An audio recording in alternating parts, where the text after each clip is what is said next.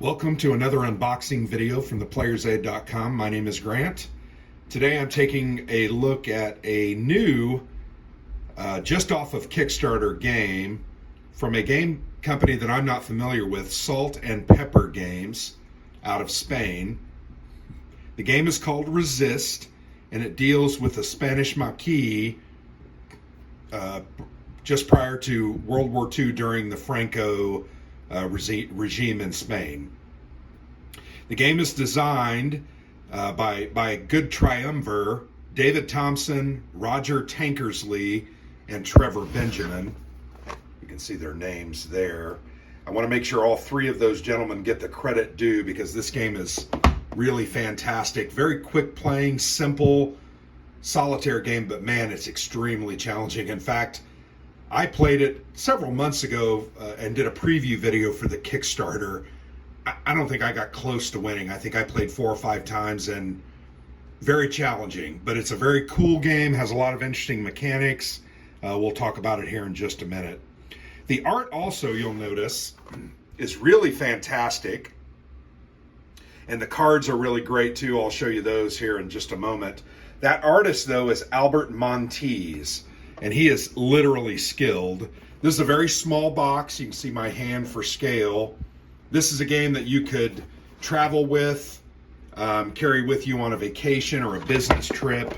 It's an interesting enough game. Plays quick, 20 to 30 minutes.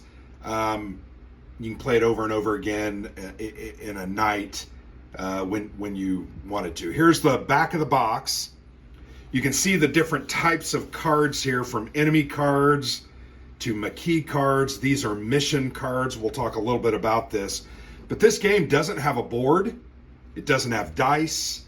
It doesn't have any component other than cards.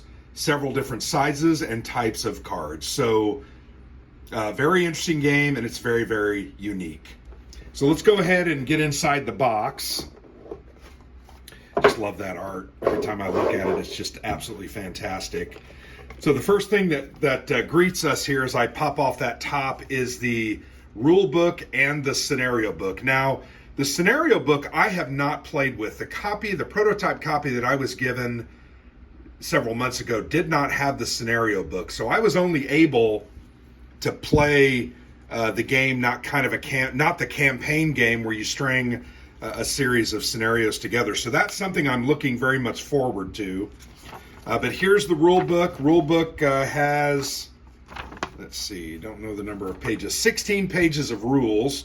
On the back, they have a nice round summary so you can understand how to play the game. This is not a complex game. It's hard to master, though, and do well at. Once again, components are cards, fantastically illustrated. Here is what the playing area will look like. You'll set your cards up. These are mission cards. These are hidden enemy cards. There's a civilian deck, additional enemies that you're going to draw. There are spy cards that you might have to add into your deck that act as nothing, or filler cards that are just going to kind of gum up your hand. Then you're going to draw these mission deck cards once you complete these. And here's where you're going to try to recruit new Maquis from during the game. So it's an abstract setup board, but it works. There's only 4 phases to the game. There's plan, attack, aftermath, and recover. We'll talk very briefly about these. This is not a rules video. If you're interested, you can watch my preview video from several months ago. But you're going to play, and this is one of those games where you're going to get a certain score, 8, 10, 14 points. You're going to compare those to this result, and it's either going to be epic victory. Epic victory, you'll have to defeat all 10 missions. I have no idea how that's even possible. These others are points. Most of the time I got a draw. I don't think I did get one minor victory, I believe. But you can see there's different levels of difficulty. There's a great example of play in the rule book. And then there's a frequently asked questions about some of the rules and how actions are taken. So that's the rule book. Now let's go ahead and look at the scenario book, and this is a surprise to me too because I have not seen this. There are 8 standalone scenarios in this, so you can literally set these up and it's going to tell you what missions and what cards to use. and then you're going to play and try to defeat, here this one says defeat 5 missions. So that's scenario 1. Scenario 2, Defenders of the People. 3 is Demolitionists. Scenario 4, Know Thy Enemy. Scenario 5, Our Best Against Their Best. Interesting. Scenario 6, Supplies Are What Matters. 7, Spy Hunters. 8, Take the Fight to Them.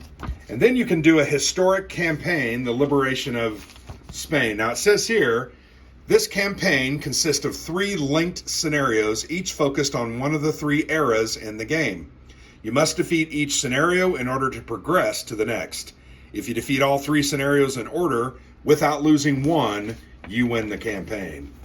So here are those campaign scenarios. Reinvasion of Spain, 1944. Splintering of the Maquis, 1945 to 1948. And then finally, Hunting the Maquis, 49 to 52. So that's a look at the scenario book. I'm really interested to give that a try because, once again, that is not something that I played when I did the preview. You'll notice the box, it's just full of cards. This is a separator, very nicely illustrated. I'll probably keep that in the box just to hold the cards. Let's go ahead and look at the bigger cards. These are big cards. I don't know what the size dimensions are. But these are your Spanish Maquis right here, these cards. I'll flip them over and show you at least a couple of them. The cool thing about these cards is they're dual-sided. So when you play Manuel, you can keep him hidden, which means he's going to continually keep coming back to your deck, but his power is a little less beneficial. So you'll notice he has a 1 attack value there when you play him as hidden. You can reveal them and you get a higher attack value, and sometimes these abilities are literally amazing, but once that guy is played and that mission is done or over, you're going to throw him out of your deck and he'll never come back to your deck.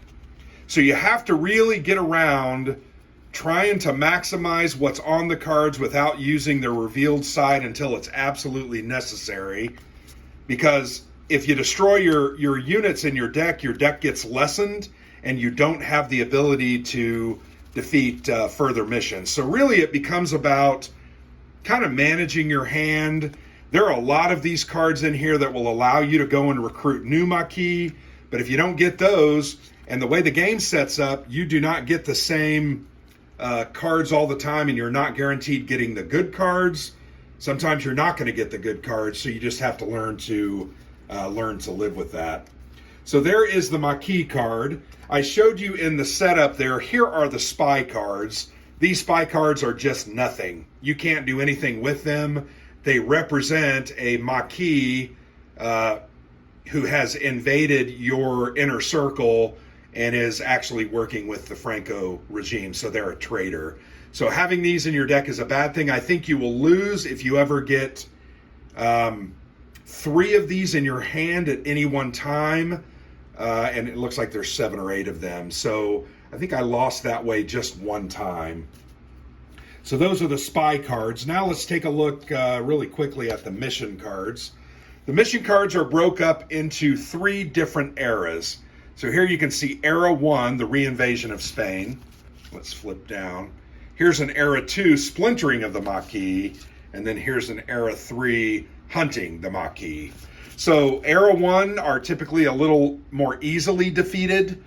Era 3 are usually a lot more enemies and a lot harder to defeat.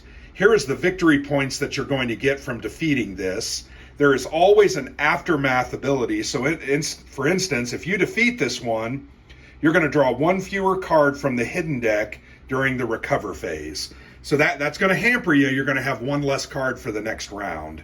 This is going to give 3 enemy cards to start above it that are hidden. And then, can't remember if that's a defense value or I can't remember. It's been a while since I played. But there are a lot of different, and look at that art. It's just fantastic. Lots of different missions. Some are worth a lot. You can see that one's worth 5 victory points, but it's very hard. It's going to have 5 enemy cards. And you have to defeat all the enemies in the above this mission in order to defeat them. So the more enemies you have, the harder it is to defeat. The really cool thing about the way the game plays, though, some of those Maquis cards, and I'm not going to show you an example, very, very cool, because some of them will say, oh, take out an enemy above any one of the missions. So you literally get to remove any one of the enemies. So one you're targeting, you might remove one of those enemies so that you don't have to fight them this turn. All kinds of things like that happen. Here are the enemy cards. So I'll flip these over. Just show you there's all different types of enemies. This is their combat or their defense value, so you got to overcome that to defeat them. And then they have some abilities, so if this guy survives and you don't kill him, you draw a card from the civilian deck and place it face up in the graveyard. The civilian deck, literally, that's a play aid. Let me show you the civilians. The civilians have numbers above them, and some of them have abilities. For instance, this one, when you draw this card, immediately shuffle it back into the civilian deck. Do not draw another card to replace it. It has 0 civilians. Most of them, 3 have 1, 3 have 2, and then 1 has 3. I believe if you ever kill or get killed 5 civilians in any campaign or any mission, you lose the game as well. So trying to minimize the number of these cards you draw is important. Trying to protect them so you don't lose them is also very important.